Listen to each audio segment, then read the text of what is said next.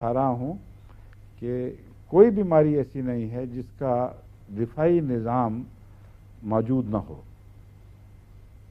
لکل دائن دواؤن میں جو پیغام ہے اس میں باہر کی دنیا میں جا کر بھی ملتا ہے، لیکن خدا تعالیٰ فرماتا ہے کہ تم مجھے آفاق سے بھی دیکھ سکتے ہو اور اپنے نفس میں ڈوب کر بھی.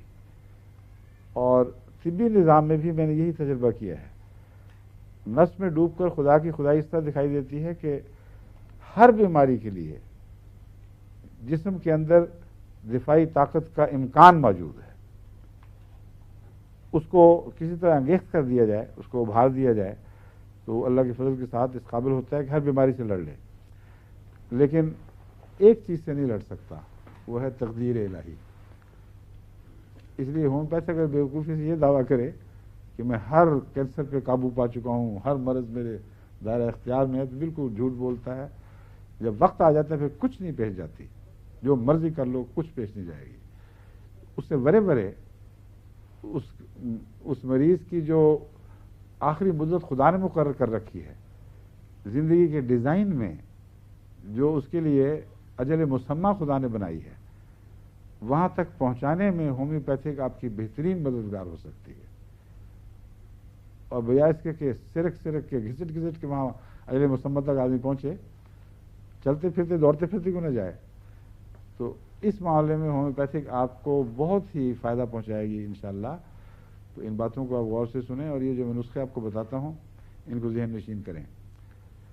لیکن نسخے میں اس لیے آغاز میں دے رہا ہوں کہ آپ کو جن کو ابھی ہومیوپیتھک استعمال کرنے کا فن نہیں آیا، سلیقہ نہیں ہوا، وہ کچھ تو شروع کریں ایسی بات جس سے روزمرہ ان کو فائدہ پہنچے، ان کے ایمان میں طاقت آئے. اگر ان کو آغاز سے جس طرح میں نے پڑھا تھا وہ سکھاؤں تو بڑا مشکل کام ہے، کیونکہ میرا جو ہومیوپیتھی کا سفر تھا اس میں سب سے زیادہ مشکل مجھے اپنے ملیریا سے پیش آئی تھی. مجھے ملیریا بخار سال میں 2-3 دفعہ ضرور ہو جاتا تھا، اور اتنا سخت ہوتا تھا کہ زندگی اجیرن ہو جاتی تھی. الٹیاں اور بخار کی تیزی اور رات کو نیند کی بجائے ذہنی خیالات، اور پھر بار بار آنکھ کھلنا، لگتا تھا سارا عرصہ انسان سویا ہی نہیں. اور پھر کھانے پینے سے نفرت، بدن میں اکتاہٹ ہر چیز سے. اور وہ پھر میں ایلوپیتھک دوا استعمال کرتا تھا تو اس میں ایک دوا تھی جو مجھے فائدہ دیتی تھی، وہ ریسوچین تھی. اور ریسوچین کی مصیبت یہ تھی کہ بخار اتارتی تھی اور پھر وہی جلد پر ایسی سخت الرجی کرتی تھی کہ لگتا تھا کہ چاقو سے بھی میں کاٹوں گا تو کھجلی دور نہیں ہوگی. ہاتھوں پہ خصوصاً ورم سی ہو کر گہری کھجلی، اس کو نیند ہی نہیں آتی تھی. پھر رگڑ کے اس کو کہتا تھا کسی طرح اندر پیغام پہنچے، لیکن اندر پیغام نہیں پہنچتا تھا. واقعی دل چاہتا تھا کہ اس کو چھری سے آدمی کاٹے. پھر وہ بہت اس کی تلاش کی دواؤں کی، بڑی مشکل سے اس کا کچھ حصہ قابو میں آیا، لیکن وہ بات بنتی نہیں تھی.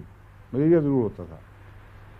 میں نے ابتدا میں 3-4 سال اس طرح گزارے کہ میں نے کہا جب تک میں ہومیوپیتھک سے ہار نہ جاؤں اپنے ملیریا کا دوسرا علاج نہیں کرانا.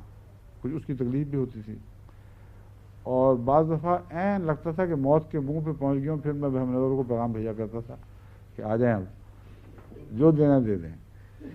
اور اس عرصے میں پڑھتا رہتا تھا دوائیں. میں اس ریپرٹی کے ذریعے علاج کا قائل نہیں ہوں. اکثر ہومیوپیتھ ریپرٹی کے ذریعے علاج کرتے ہیں. ریپرٹی کہتے ہیں ہر ہومیوپیتھک اچھی کتاب کے آخر پر دواؤں کی علامتیں لکھ کر، مرض کے نام بھی ہوتے ہیں بعض دفعہ، لیکن اکثر دواؤں کی بیماری کی علامتیں، دواؤں کی علامتیں نہیں، بیماری کی علامتیں، ان میں جو دوائیں کام آ سکتی ہیں وہ لکھی ہوتی ہیں. مثلا سر درد ہے، اب یہ بخار کا ایک حصہ ہے.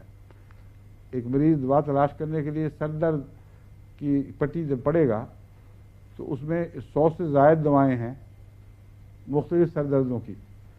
اور یہ سر درد جو ہے بڑی سخت ہے کہ 100 دواؤں میں سے ملتی جلتی علامت تلاش کریں تو بخار چڑھا ہوا ہے، برا حال ہو رہا ہے، اور یہ سردردی کے دوا سر درد کی مل جائے. پھر اوپر سے اور بھی بہت سی علامتیں ہیں، جگر کی علامتیں ہیں، بھوک کی، سردی گرمی کی، حرکت سے آرام یا تکلیف بڑھنا، موسم کے اثرات، اور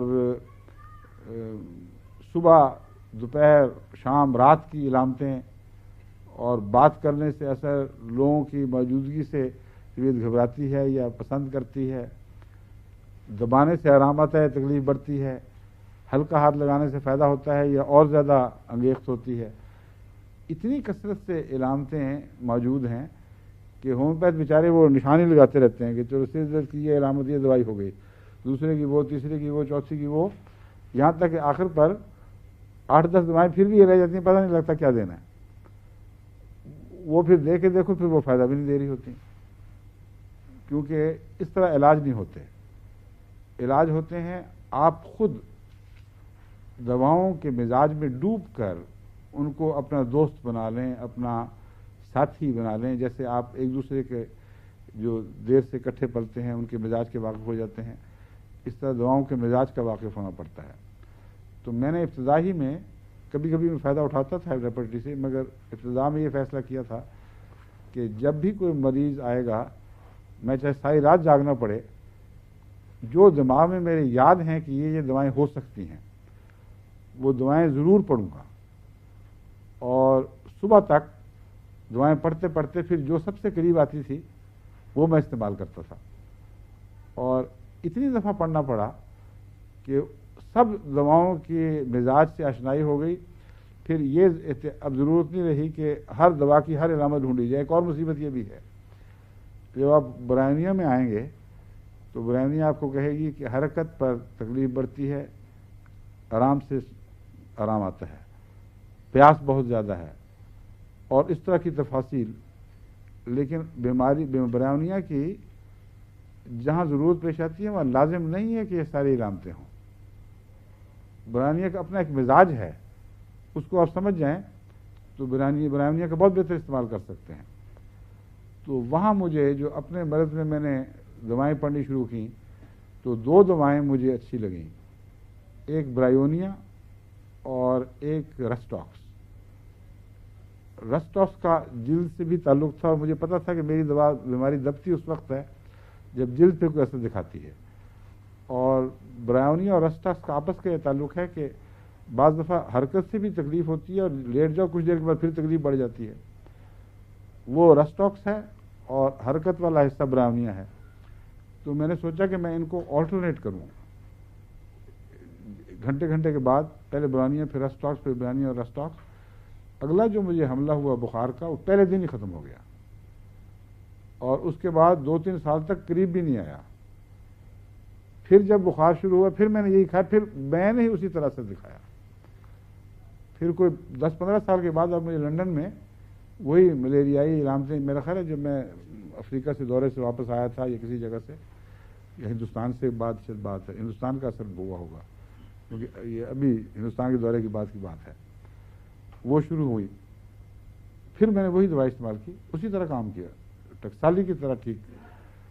تو دوائیں بھی مزاج سمجھ کر آتی ہیں. اور بعض ہومیوپیتھ جو ہیں جن کو پتہ ہے ہومیوپیتھی کا، ان کو جب آپ تجویز کرتے ہیں تو آگے سے اعتراض شروع کر دیتے ہیں کہ نہیں جی یہ تو فلاں دوائی میں تو یہ علامتیں ہیں، آپ یہ کس طرح دے سکتے ہیں. میں کہتا نہیں دے سکتا، نہ استعمال کرو، لیکن دوں گا میں یہی. اور جب وہ تھک جاتے ہیں یہ استعمال کرتے ہیں پھر فائدہ ہو جاتا ہے. تو ہر ہومیوپیتھ اپنے تجربے سے ایک نیا مٹیریل میڈیکا بنا رہا ہے.